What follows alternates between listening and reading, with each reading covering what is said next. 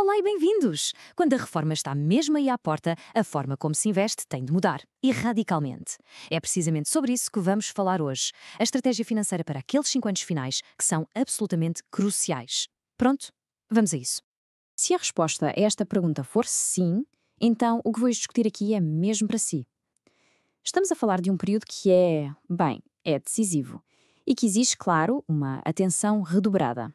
E porquê é que há esta urgência toda? Simples. As regras do jogo mudam por completo. Aquilo que funcionou durante anos e anos, naquela fase de acumulação, pode ser literalmente um desastre nesta reta final. E isto leva-nos à primeira grande ideia, o chamado ponto de viragem. O objetivo principal já não é fazer o dinheiro crescer a todo custo. Agora, a prioridade número 1 é, acima de tudo, proteger o que já se conseguiu. Vejam bem este contraste, que é fundamental. Durante anos, o objetivo era sempre o retorno máximo, não é? E a volatilidade do mercado, era algo com que se podia lidar. Mas agora, a 5 anos da reforma, a volatilidade passa a ser o inimigo principal. Porquê? Porque já não há tempo para recuperar de uma queda grande. O foco tem mesmo de mudar. Sai a maximização do retorno, entra a minimização do risco. E este número ilustra o perigo na perfeição. Imaginem só, uma quebra de 30% na carteira, tão perto do objetivo. O impacto pode ser absolutamente devastador.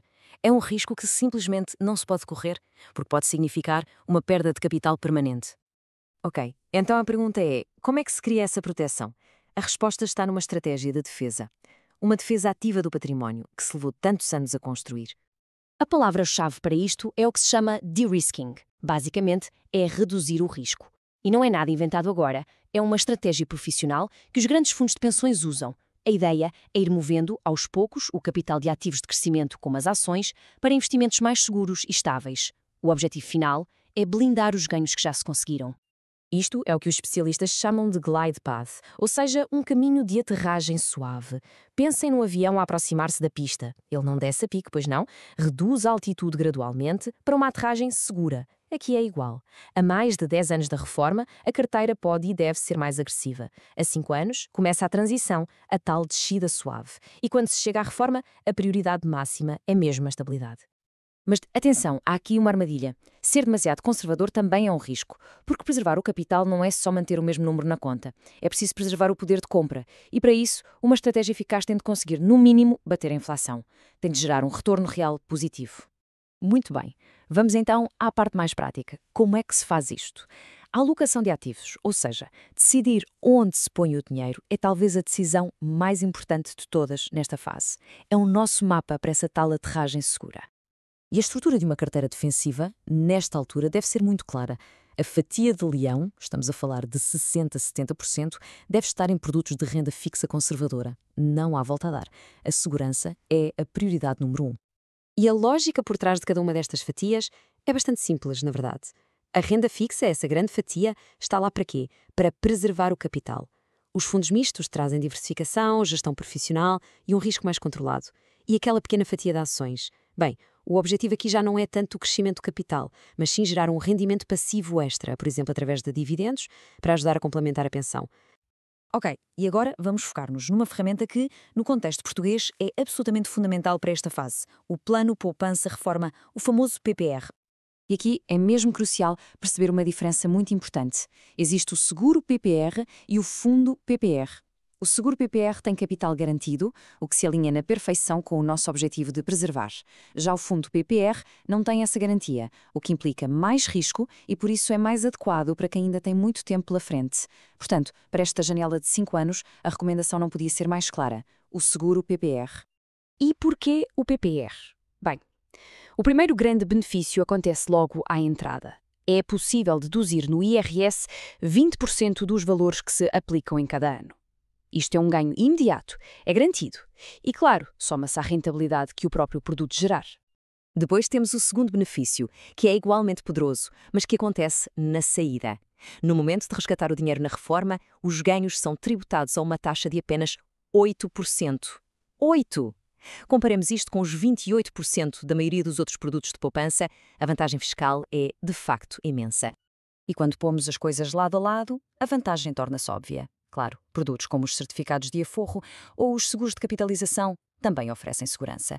Mas só o seguro PPR consegue combinar a garantia de capital e o baixo risco com benefícios fiscais únicos, tanto no início, quando se investe, como no fim, quando se resgata. É um pacote completo. Pronto, já vimos a estratégia e as ferramentas, mas é igualmente importante saber o que não fazer. Por isso, vamos agora olhar para os erros mais comuns que se cometem nesta reta final. Muitos destes erros, na verdade, são comportamentais. Aquela coisa de seguir a manada, comprar em euforia e vender em pânico.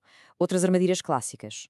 Ser demasiado agressivo, à procura daquele último grande retorno, ou, o contrário, ser tão conservador que a inflação acaba por comer as poupanças. Mas, no fundo, talvez o erro mais grave de todos seja a falta de um plano financeiro detalhado. Um plano que olhe para a frente e antecipe os custos futuros. E um bom planeamento tem de olhar para o quadro completo.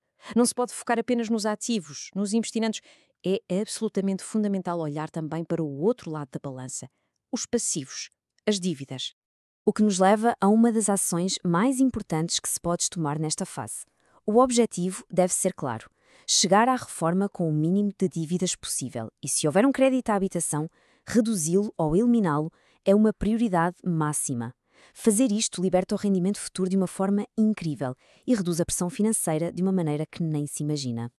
Então, para resumir os pontos-chave. Primeiro, reorientar a carteira para um perfil conservador, com 60% a 70% em renda fixa. E, claro, reequilibrar essa carteira regularmente. Segundo, usar o seguro PPR como o grande pilar da estratégia, para maximizar os benefícios fiscais. E terceiro, ter uma abordagem holística, ou seja, gerir as dívidas com o mesmo cuidado com que se gerem os ativos. Porque, no fim de contas, esta fase é muito mais do que apenas números e percentagens. É um processo contínuo de gestão que serve para garantir uma transição o mais tranquila possível. A grande questão não é só como se chega à reforma, mas sim como se criam as bases para se poder viver bem nela. E essa preparação, essa começa agora.